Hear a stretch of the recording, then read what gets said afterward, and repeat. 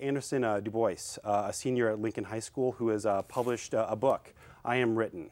Anderson, thanks for coming on the program. No problem, anytime. Yeah. So tell us a little bit about this book. What's in here? So it's basically just poetry that I've written over the years, just compiled together. It's just some of the unexpected ways that it all has come together. Mm-hmm.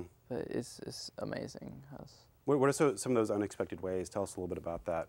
Well, I mean, as just a kid, like, just writing in your room, I was thinking, like, this is just something I just keep to myself, and I'm just writing just to write it out, because it's just a nice way to sort of vent out your thoughts. And then just eventually my mom asked me to type them all up, and next thing I know, she's asked me, like, how I want my book to look, and it's like, wow. And next thing I know, I'm on TV, and it's like, it's happened so quickly. So quick.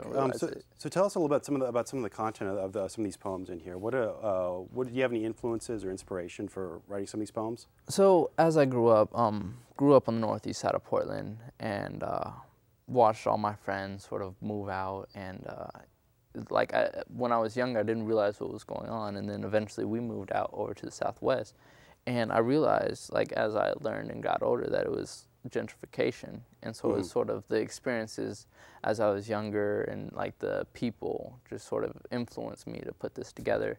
It's mostly inspirational. It's got some sort of cultural poems, some historical figures. It's some good stuff. Do you have any? What kind of? Do you have any? Were you influenced by any poets, or do you have any favorites? Any poets? Of course, Langston Hughes. You hear about him, but he's really good. Man, I love his work, but I forget his name. It's McLeod, something like that. He's an amazing artist. Sonny Patterson is also really influenced me.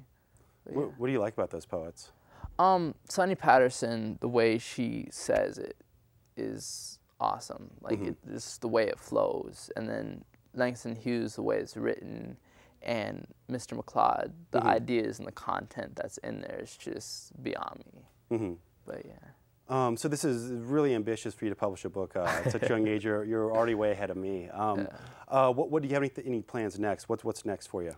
So I've already applied, been accepted to Oregon State University, which I'll be attending in the fall. I'll be majoring in education and psychology. I might pick up history. I'm not sure. But I'm thinking of becoming a teacher. Okay. Hopefully staying in Portland, but yeah. Cool. We need plenty of those. Well, Anderson, would you read us a poem? Definitely.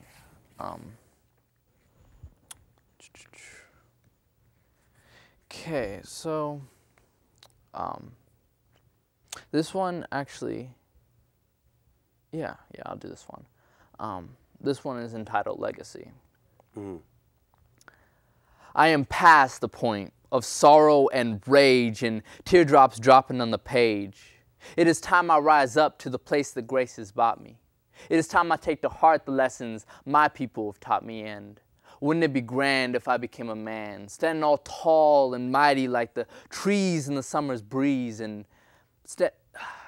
standing all tall like the trees in the summer's breeze,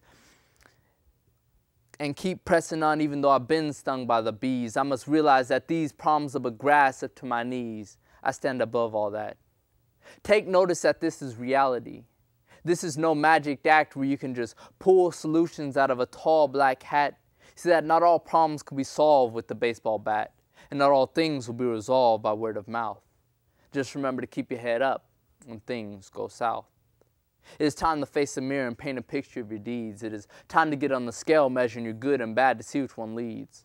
It is time to clear a garden of all the weeds, and yes, even though we're human, it is through mistakes that we bleed, but let that not be an excuse to hurt and do wrong deeds. So let this be the creed. Set an example and plant a seed, and paint me a picture of a world like that, and we'll be past the point of a world so cold and black. Okay. Past the point of the harsh reality of the people who must hear the clickety-clack, the clickety-clack, the clickety-clack of the railroad track all day because they have no other place to stay. It is rough like the clay environment some children must live in and now cannot play. It is times like these that we must pray, and the world is going crazy with all the things that people say. It is time for the truth. It is time for the world's youth to stand up and be tall. It is time for us to grow up and become a man. The demand is on the rise, so tell me what you're all about. If you're real, stand up and shout, yes, I am. Yes, I am. Yes, I am the legacy. Well, Anderson, thank you so much. So where can people get this if they want to get a copy of this? So I have business cards. I haven't gotten them into stores yet. I'm working on it. But if I've got my website, andersonduboise.blogspot.com, and they can keep tabs on where I'll be, and they can find me and meet me and sort of get my books firsthand. Great. We'll link to it on portlandobserver.com. Okay. Well, thank you so much for being on the program. Thank you.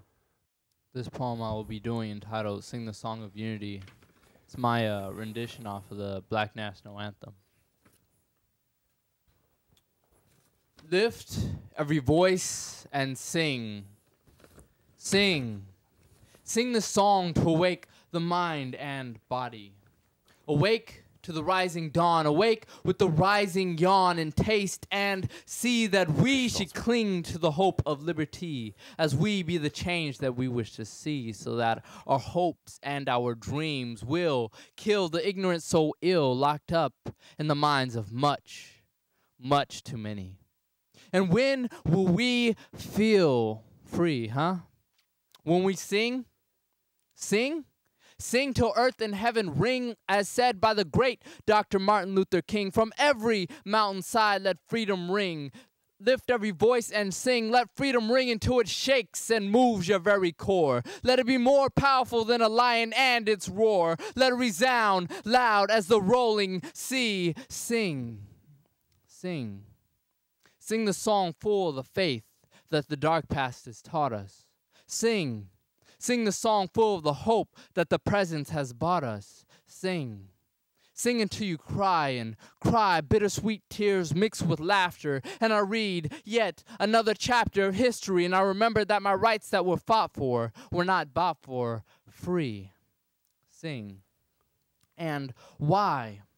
Why is it such a mystery that we do not always move and shake for ourselves, give and take for ourselves, fix and break for ourselves, think and make for ourselves, yet some of us make trouble for ourselves?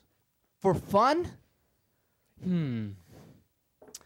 Yet, let us march on till victory is won. In Emoja, let us move as one, like the ants that eat individually yet collect as one. In peace, let us move as one, like the sun as it shines, let us shun or elude no one. In anger, let us move as one, like the vexed and raging lion, let us roar as one.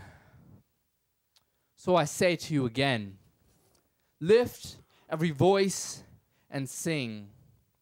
Sing till earth and heaven ring. Ring with the harmonies of liberty. Let a rejoicing rise high as the listening skies. Let it resound loud as the rolling sea. Facing the rising sun of our new day begun. Let us march on till victory is won. Sing. Thank you.